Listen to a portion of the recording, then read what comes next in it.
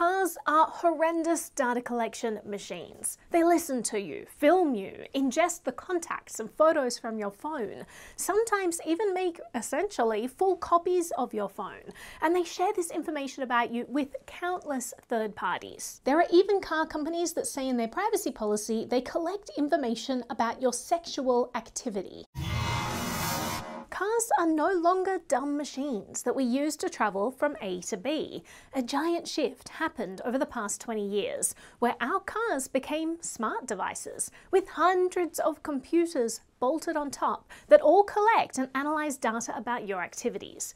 Not only are these computers networked together and share information with each other, but this local network is also connected to the internet, and a trove of your data is being sent off to all kinds of remote servers responsible for administering these hundreds of computers. Given that so much information is stored in our car, what happens when we sell it? Do we just hand this sensitive information off to the next owner? In our first video in this car privacy series, we looked at how egregious car data collection and sharing has become, and how people haven't yet realized that this transformation has happened. In this video, we want to provide you with some useful tools.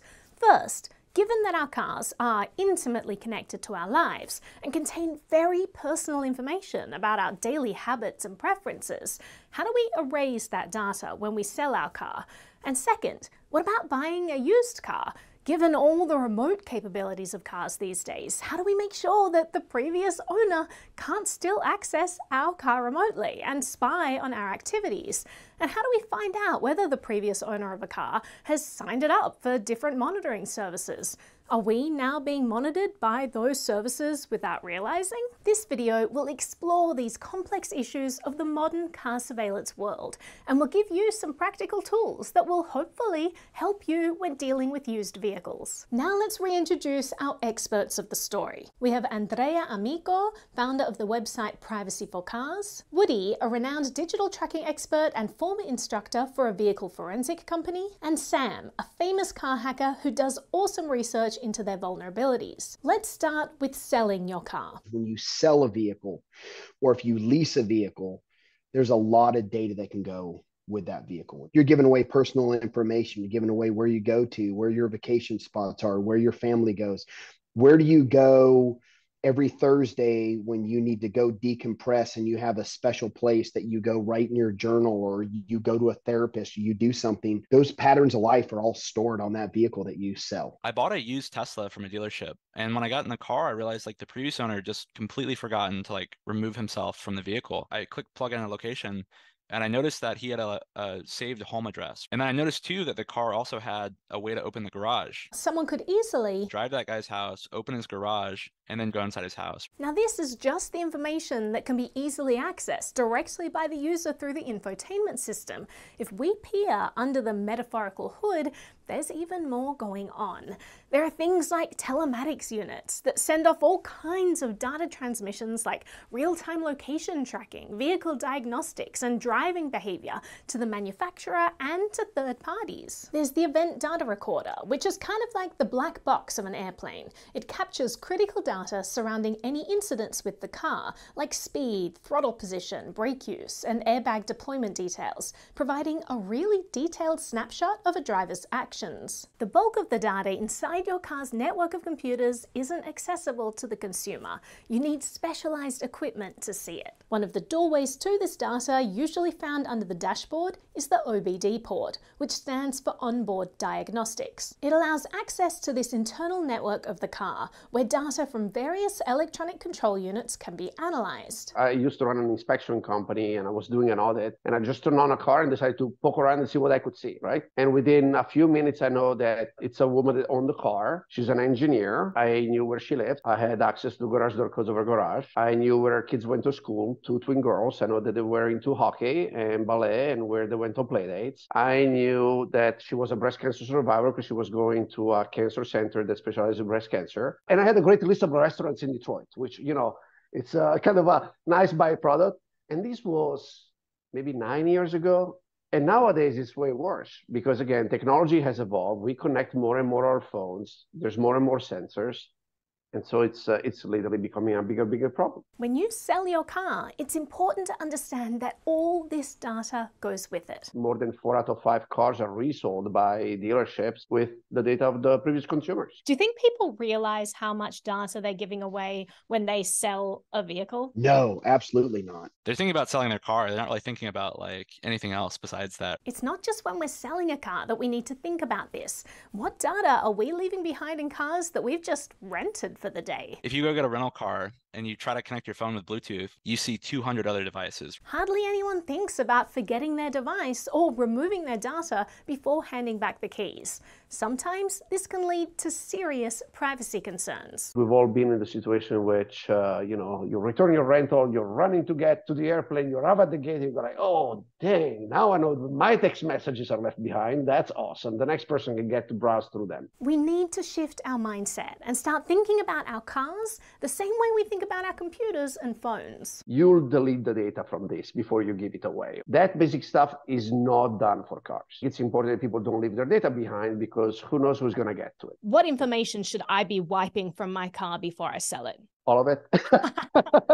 But how is the question. Some data is easier to delete than others. Data that relates to vehicle performance or telemetry, for example, may be processed and stored in areas of the car that consumers can't easily access. On top of that, some apps will send off a bunch of data to be processed in the cloud. So you'll need to be mindful which apps you actually have enabled in your car in the first place. One area we do have more control over, where a lot of data is stored, is the infotainment system, or head unit. The head unit is usually located in the center of your dashboard, and in older cars, they mainly include just the audio controls for your stereo. Over time, as vehicle electronics have evolved, they incorporated things like GPS navigation, Bluetooth and Wi-Fi connectivity, vehicle settings, and all kinds of apps. These systems also store a lot of data from your phone. They ingest things like our contact list, call logs, text messages, and can sometimes even download, essentially, a full copy of your phone,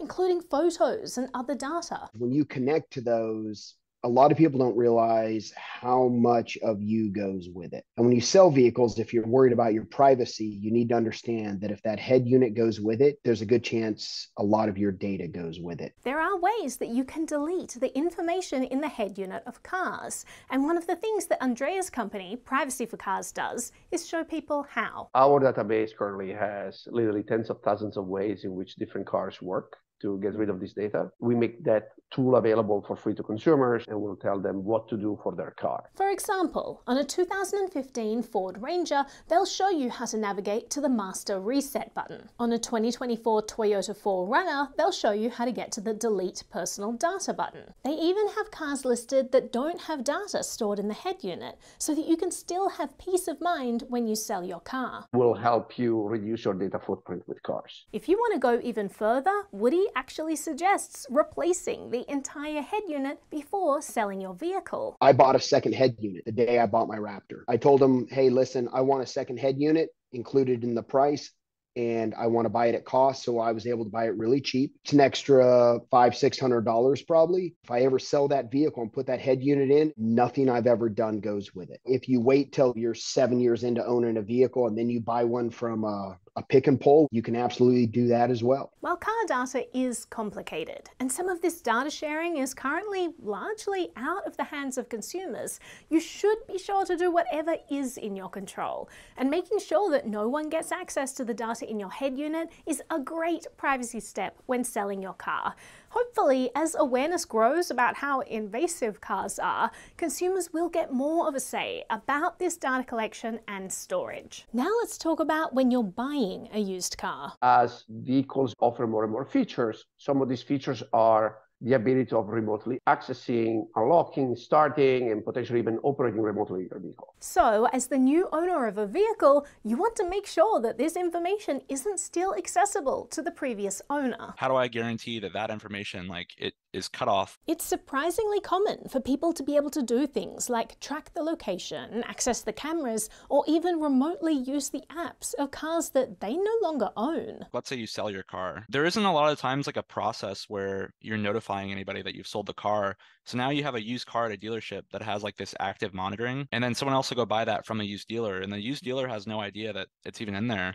So the used dealer is going to sell you a car without you even seeing an agreement which says like, hey, this car is actually monitoring you. It's a very hard problem to solve. They basically have to create this like infrastructure where you can like change the owner of a vehicle. But a centralized ownership system like that would be pretty vulnerable. Every car dealership would have to have access to the information and be able to change it. For person-to-person sales, you'd need some kind of self-service ability to change ownership records. You could just lie and say that you bought the car, and then now you can track the vehicle's location.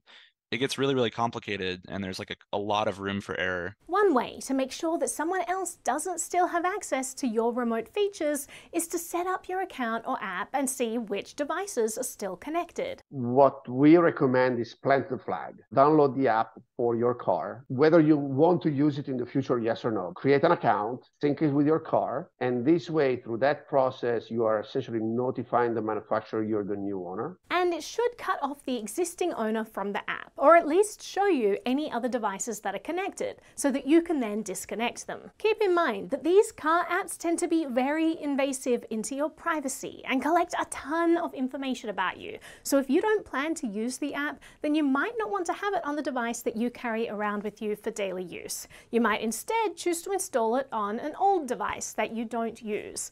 On top of that, if you are deciding to like opt in and you are deciding to like use these apps, it's like really important to make sure your account's secure, use a secure password, set up 2FA, and like really lock down the app. Because if your app isn't properly secured, then an attacker will easily be able to log in and get access to all of your information. One thing you may experience when you first try to connect your car to your app is that the app doesn't let you through. And that's a clear telltale sign that somebody else is hooked up to that vehicle that you don't know about. And so, at that point, I think you should be calling your dealership and you should be calling the manufacturer. Privacy for Cars automates that process for users, contacting dealerships and manufacturers for them. And they do it in a really privacy-preserving way. We don't collect your name. So when we call the dealers, we say, look, we don't know who the consumer is, but they claim to be one of your customers. And this is what they're asking us to do. We try to really be super obsessive over collecting the very least amount and keeping the anonymity of clients. So if you want help reaching out to manufacturers to really understand what kinds of data collection your used car has been signed up for, Privacy for Cars is one option. Let's do a quick recap. If you're selling your car, at least delete the data first from the head unit. There are handy guides that we mentioned that are free and show you how. You may even want to consider replacing the whole head unit. This is an extreme measure, but data collection in cars has gotten pretty extreme too, so it'll be up to you to decide which data protection methods work best for you. If you're buying a used car, plant your flag and disconnect any existing devices that have been synced to the vehicle. You can also use automated services that will contact your dealership and manufacturer on your behalf, so that you can understand if your used car is signed up for any monitoring services and have them removed. Now, this doesn't solve the problem of car data collection, but it's a great start. In our next video in this car privacy series, we'll talk about things that you can do to make your current car more private, like disabling the Wi-Fi and SIM, and understanding the privacy trade-offs of the remote services that you're signing up for. We'll also talk about what to do at a dealership if you're buying a new car, and you will be shocked at what some dealerships do to hide this data collection from potential customers. The world of car privacy is super complicated, and we're only just starting to understand how much of our car activity is being shared and into whose hands our data ends up. It's vast, invasive, and scary, but awareness is key. Once we start to understand what's being done with our data and how it affects us, we can make better choices. And even more importantly, now that we're starting to get a glimpse of what's going on, we can also push back against it. NBTV is funded by community donations, which means people like you who are watching it right now.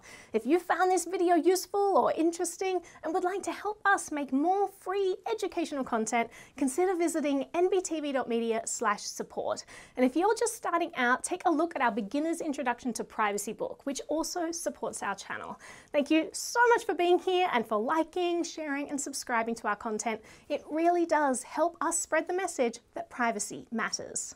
So here's the thing, data harvesting is really opaque right now, and not many people are willing to talk about it. And I know that there are all kinds of people who watch this channel. There are absolute beginners, and there are also experts in their field. Now, if you happen to work in the automotive industry and have some sort of insider perspective into data collection practices, I would love to hear from you. Reach out.